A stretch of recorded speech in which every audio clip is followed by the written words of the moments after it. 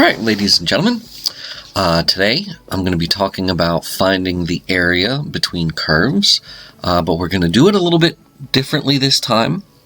Instead of finding the area using vertical rectangles, we're going to talk about horizontal rectangles, the fact that they can actually make our problems a little bit easier sometimes in representing them this way.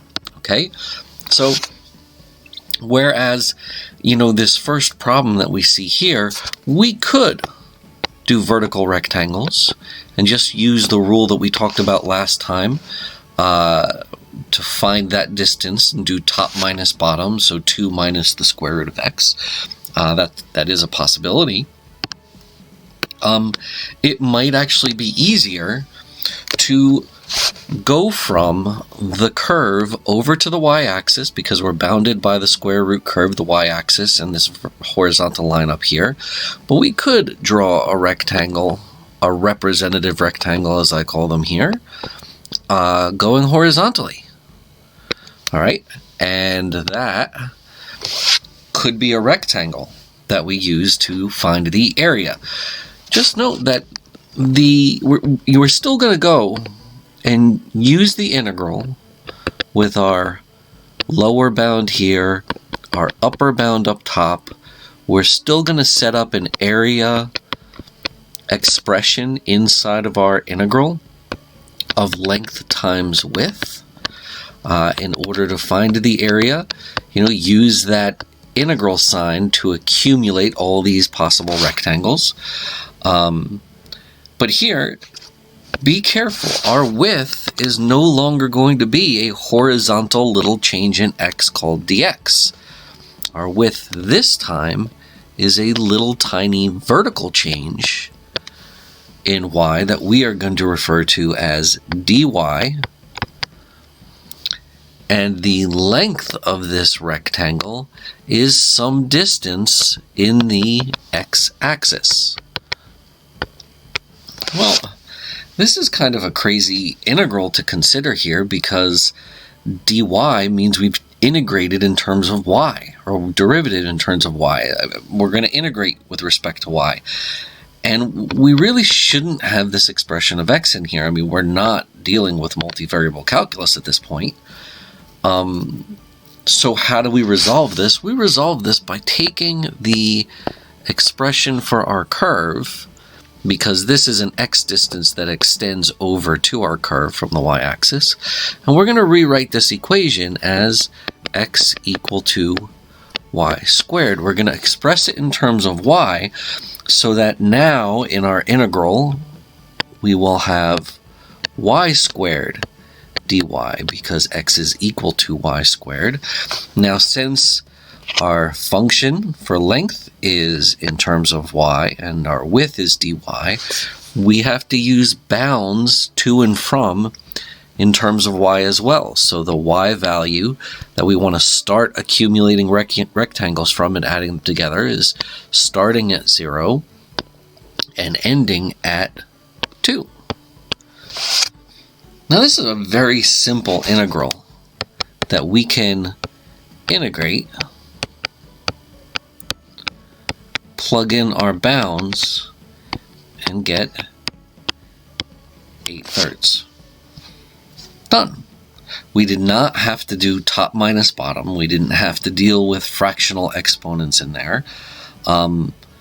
We set up a very nice, easy integral by making it in terms of y. We can solve. Now, if you're using your calculator and you're typing this integral into your calculator, it is okay to use x's here instead of y's when you use that variable button on your calculator, and x appear will, and not a y will appear, but it'll still give you the same answer. Okay, so let me do a couple more. So let's take a look at this second problem. Here, we're going to use horizontal rectangles again. But our representative rectangle is going to be a rectangle that extends from one curve to another curve.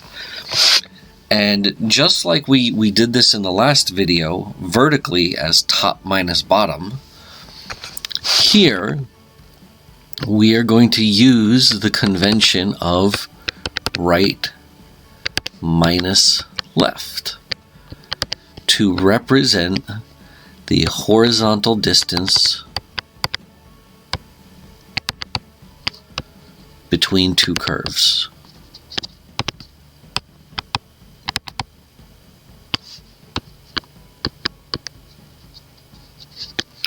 So, to set up our area expression within our integral, our width is dy.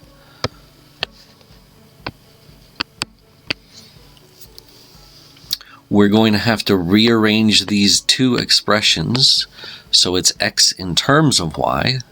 The line will be x equals 4y. The blue curve here is x equals y cubed. They both intersect at 8, 2, and we are going to use right minus left. Going from the line to the curve, right minus left is 4y minus y cubed. So that is the length here of our rectangle, right minus left, right minus left. And we are going to accumulate rectangles from 0 up to the y value of 2. Okay? Our integral is in terms of y, our bounds have to be in terms of y. It's not really too difficult of an integral to take. And in fact, if you do calculate this, I'll leave that up to you. You should get a value of 4 for the area between these two curves. Right? Last one. Take a look at these two curves. These are already expressed in terms of y, and so we have this curve here being x equals negative y squared plus 3, and the blue curve here being x equals y squared minus 1. Now, we don't know what the bounds are here. I suspect that the x value is 1, but we can solve for the intersection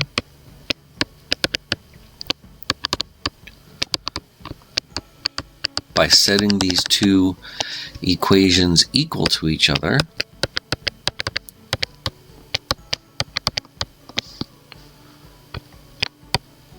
And through a little manipulation, we will get y is equal to plus or minus the square root of 2. So this value down here is at negative square root of 2, and this value up here is at positive square root of 2. If you plug it in, yes, you'll find that the x coordinate is 1. However, since we will be using horizontal rectangles here to calculate the area of this curve, we really only need the y values. Our integral is going to be right-hand curve minus left curve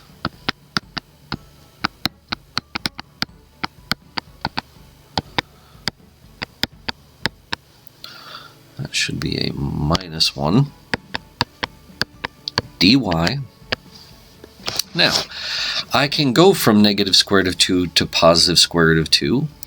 However, these two curves are symmetric about the x-axis. That is, the top area is going to be equivalent to the bottom area.